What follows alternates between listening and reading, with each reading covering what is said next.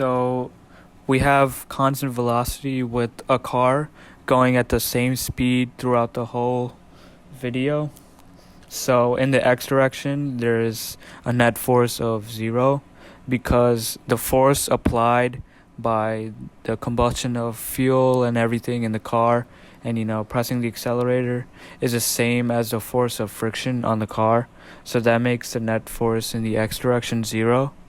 So the reason this is constant velocity is because since force is equal to mass times acceleration, and if force is equal to 0, then acceleration would have to be equal to 0. So in the first graph of x position versus y position, really the y position doesn't change at all because the car is on the road the entire time. And if you look at the intervals of the y position, it's roughly around 2.2, which is basically constant, even though when zoomed in it does not look constant on this graph. But that's probably due to shaking the camera at the end, or moving it downward a little bit, which is the reason why it shows that the y position is changing. But if you see the x position is changing throughout the whole entire way, and this is because the car is obviously moving from left to right at a constant velocity. On the second graph, time versus x direction, you can clearly see a linear relationship, and this is demonstrated by constant velocity. If we find the slope of this, we'll have the velocity in the x direction, and since it's completely linear, that means the velocity is constant and it's not changing in any form, because if it was changing, then that means there would be some sort of acceleration in the x direction, which there isn't.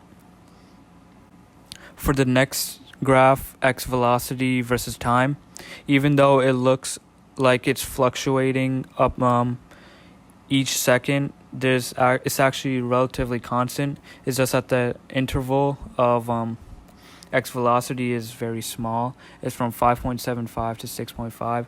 It's roughly around that. We try to get as close as possible to having constant velocity in the x direction, and this is demonstrative that we sort of achieved it.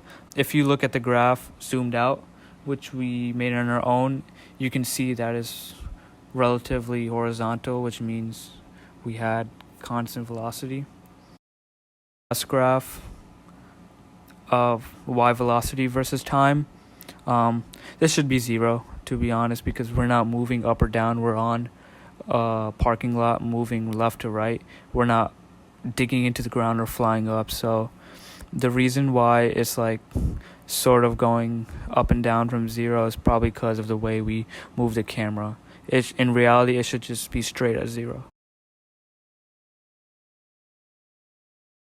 Okay, so this is video for constant acceleration. As you can see, Baju drop into mouth. Oh my god. Are baapre.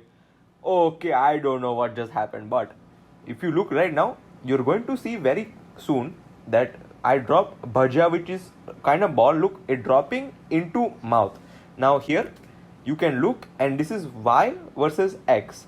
So if you look at the x in meters, you can see that it only really moves 3 centimeters, and that is because of human error. Camera could be little sideways or diagonal, but importance is see y. Y drop from approximately 2 meter high and it go down. Next graph you can see is x versus time.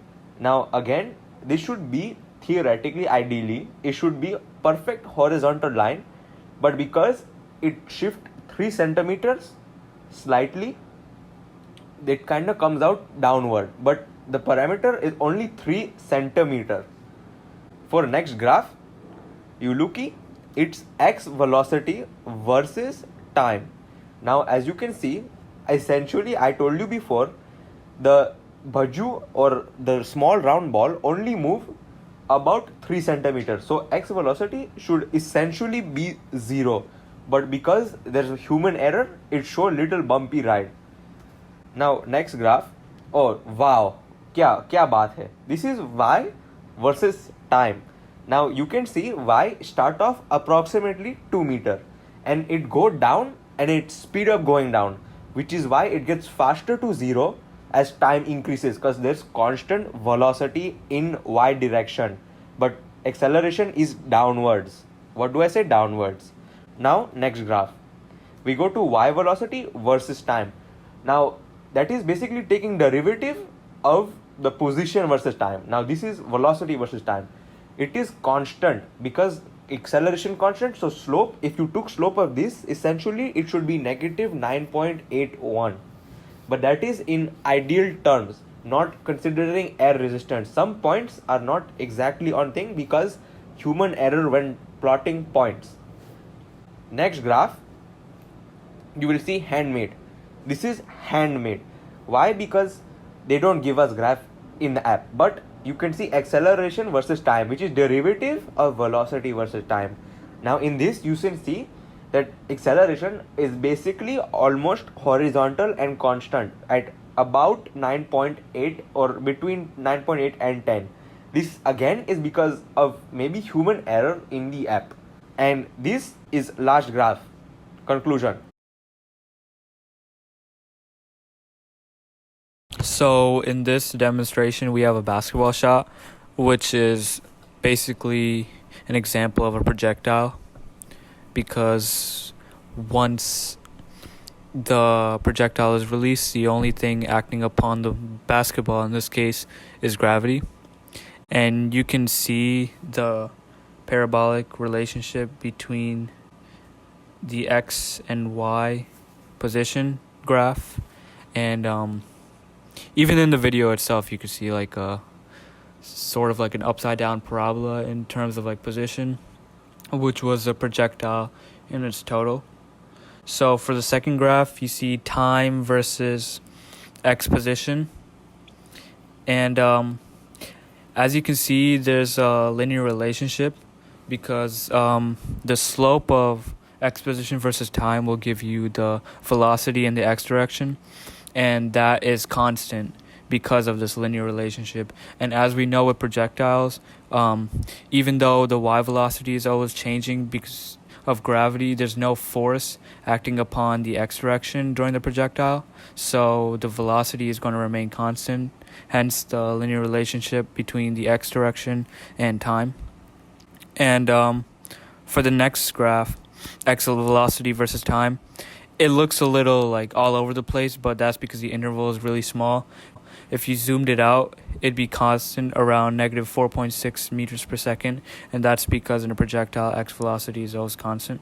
And in the next graph, y velocity versus time, y velocity is decreasing throughout the time interval, and that's because the force of Earth on the ball is acting upon it the whole time. The impact of gravity is demonstrated by this. So since when the projectile is released, it looks like the ball is slowing down and then it speeds up as it falls down. That's because it starts off at a positive y velocity, but then it slows down to 0 and then comes down at a negative y velocity, which is why it's decreasing over time. And then for the next graph of y position versus time, is a parabolic relationship, and that's just demonstrated by like the curved nature of the projectile.